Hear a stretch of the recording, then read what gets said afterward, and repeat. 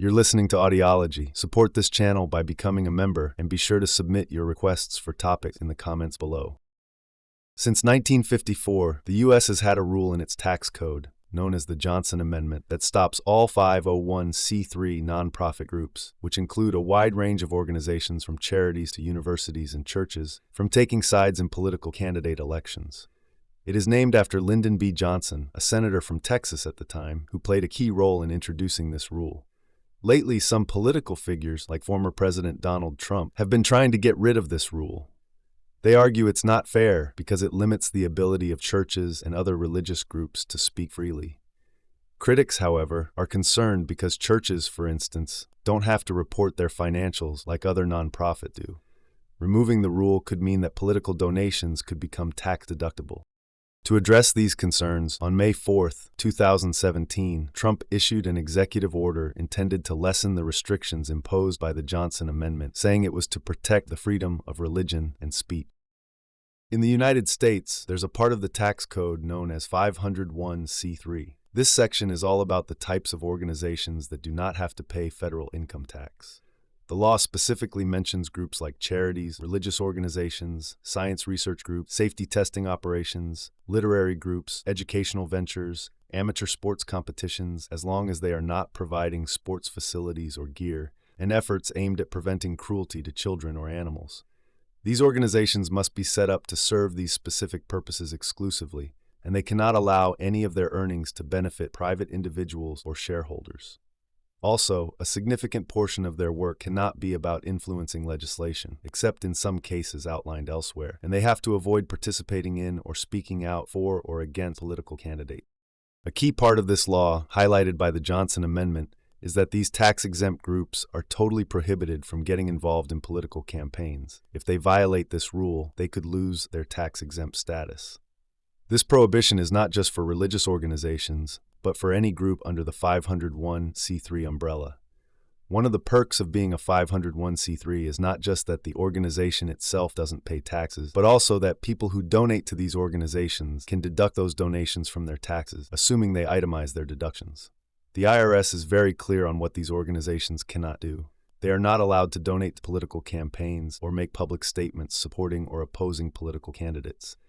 However, they can engage in activities like educating voters, hosting forums, producing voter guides, registering voters, and organizing get-out-the-vote drives, as long as these activities are strictly nonpartisan. During the 83rd Congress, there was a bill proposed known as House Resolution 8300. This bill was eventually turned into law, becoming the Internal Revenue Code of 1954. On July 2, 1954, Senator Lyndon B. Johnson from Texas introduced an amendment to this bill. Interestingly, this amendment was accepted unanimously, without any discussions or debates, and made its way into the final text of the Internal Revenue Code of 1954, officially established on August 16, 1954. At the time, no one saw it as controversial. It just smoothly became part of the law. Moreover, this amendment stayed on the books even when the 1954 code underwent a name change to become the Internal Revenue Code of 1986 during Ronald Reagan's time in office. In the 2010s, an organization called the Alliance Defending Freedom took a bold stand against the Johnson Amendment through something called the Pulpit Freedom Initiative. This initiative encouraged Protestant ministers to break the law in order to protest it. The Alliance argued that this amendment restricted freedom of speech as guaranteed by the First Amendment. Donald Trump, during his run for president in 2016, made it clear that he wanted the Johnson Amendment gone. After winning the presidency on February 2, 2017, he promised at the National Prayer Breakfast to totally destroy this amendment.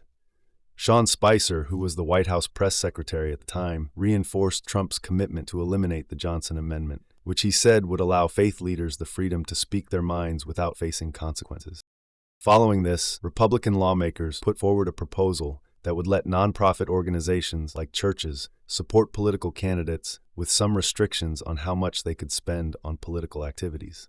On May 4, 2017, Trump signed an executive order that aimed to protect free speech and religious freedom. This order didn't actually repeal the Johnson Amendment, nor did it permit ministers to openly endorse candidates from the pulpit. What it did do was order the Department of Treasury to relax enforcement actions related to the amendment, essentially saying churches shouldn't be penalized for something that wouldn't be an issue for secular organizations. Douglas Laycock, a respected voice quoted in the Washington Post, mentioned he wasn't aware of any cases where churches had been penalized under these circumstances before this order. Walter B. Jones Jr. was a key figure in Congress pushing to get rid of this speech restriction entirely, with backing from groups like the Family Research Council. They aimed to change the language around religious speech in a major tax reform bill led by Kevin Brady, known as the Tax Cuts and Jobs Act of 2017. However, in the end, the effort to repeal the Johnson Amendment was not included in the final tax bill passed in December 2017.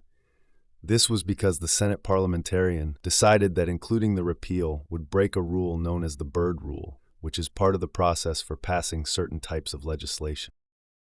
Efforts to do away with the Johnson Amendment have sparked quite a bit of controversy.